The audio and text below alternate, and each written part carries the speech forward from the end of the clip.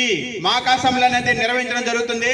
ఇది ఎవరిని ఉద్దేశించి, ఏ పార్టీని కానీ ఎవరిని ఉద్దేశించి మాత్రం ఇది చేయబడడం లేదు. కేవలం విద్యార్థుల అవగాహన కోసం మాత్రమే ఈ మాక్ అసెంబ్లీ అనేది నిర్వహించడం జరుగుతుంది. ఇది ఎవరికి మరి ప్రత్యేక ఉద్దేశించి ఇది నిర్వహించడం లేదు. కేవలం విద్యార్థుల అవగాహన కోసం మాత్రమే ఈ మాక్ అసెంబ్లీ అనేది నిర్వహించడం జరుగుతుంది. Okay, thank you. శీతాకాల సమావేశాలు ప్రారంభమవుతున్నాయి. ఈరోజు ఉభయ సభల సమావేశం జరుగుతుంది. ఈ సమావేశానికి హాజరైన శాసన మండలి సభ్యులు మరియు శాసనసభ సభ్యులు వారు తమకు కేటాయించిన సీట్లలో కూర్చోవలసిందిగా వినయపూర్వకంగా కోరుచున్నాను.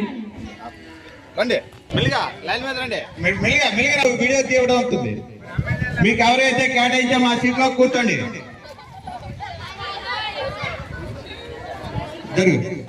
కూర్చో, ఓకేనా?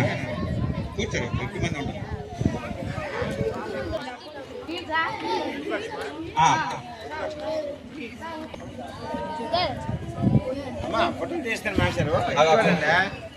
సమావేశానికి శాసన మండలి చైర్మన్ గారికి సభా మండపానికి ఆహ్వానిస్తున్నాను. అందరూ నిలబడి వందనాలు తెలియజేయవలసిందిగా కోరుతున్నాను.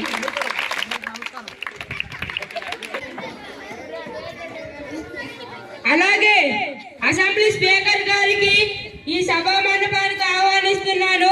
అందరూ నిలబడి వందనాలు తెలియజేయవలసిందిగా కోరుతున్నాను.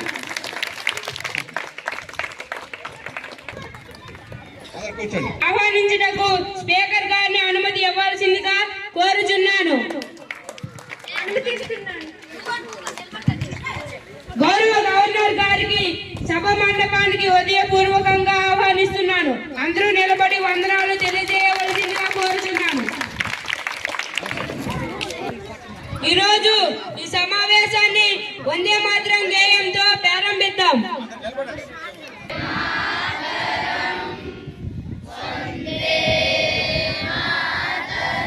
గవర్నర్ గారు ఉభయ సభను ఉద్దేశించి ప్రసంగించవలసిందిగా కోరుచున్నాను. శాసన మండలి చైర్మన్ గారికి నమస్కారాలు. అలాగే స్పీకర్ గారికి నా హృదయపూర్వక నమస్కారాలు. ఇప్పుడు 10 సంవత్సరాలుగా ఆర్థిక వనరులు దోపిడీకి గురవుతున్నాయి. మా ప్రభుత్వం అమలు చేస్తున్న మరియు అమలు చేయబోతున్న విధానాలు, ఆర్థిక విధానాల నిర్వహణ మరియు బాధ్యతాయుతమైన పాలన. మా ప్రభుత్వం ఆర్థిక వనరులను సక్రమంగా వినియోగించుకుంటూనే గత పాలకులు చేసిన అప్పులకు మిత్తిలాలు కడుతూనే ప్రస్తుత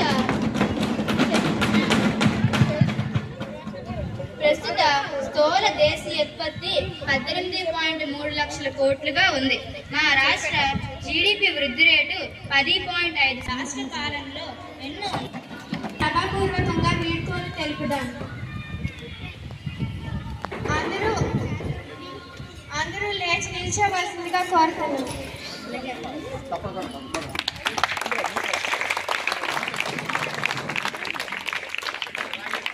ఈరోజు ఈ సభకు హాజరైన ప్రజాప్రతినిధులకు హృదయపూర్వక నమస్కారాలు.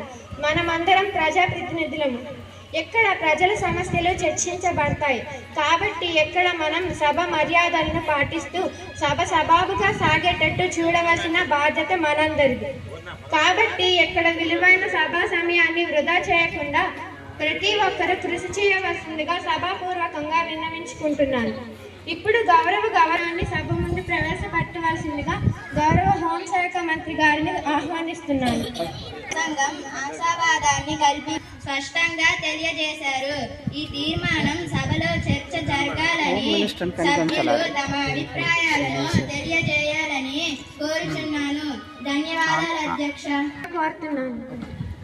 ఈ రోజు గవర్నర్ గారి ప్రసంగాన్ని శ్రద్ధగా విన్నాం అధ్యక్ష. కానీ ఈ ప్రసంగంలో వాస్తవాల కన్నా ఆర్భాటాలు ఎక్కువగా ఉన్నాయి అధ్యక్ష. ప్రజల సమస్యలు వాస్తవంగా తీరాయా లేదా అన్న ప్రశ్నకు సమాధానం లేనప్పుడు గవర్నర్ గారి ప్రసంగానికి ధన్యవాదాలు తెలపడం అవసరమా అధ్యక్ష? 2025-26లో తొలి 6 నెలల్లో రాష్ట్ర జీడిపి వృద్ధి రేటు కేవలం 7.3 3%. కానీ గవర్నర్ గారి ప్రసంగంలో వృద్ధి రేటు 10.5%గా చెప్పడం జరిగింది అధ్యక్ష.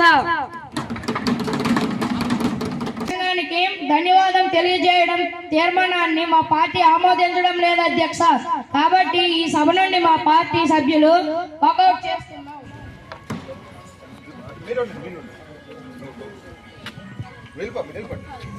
ప్రతిపక్షం లేనప్పుడు సభ తీర్మానం ఎలా చేస్తారు అధ్యక్ష?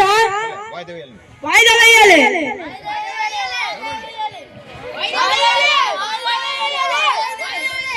ఈ ఎమ్మెల్యేను మార్షల్ సహాయంతో బయటికి పంపించండి.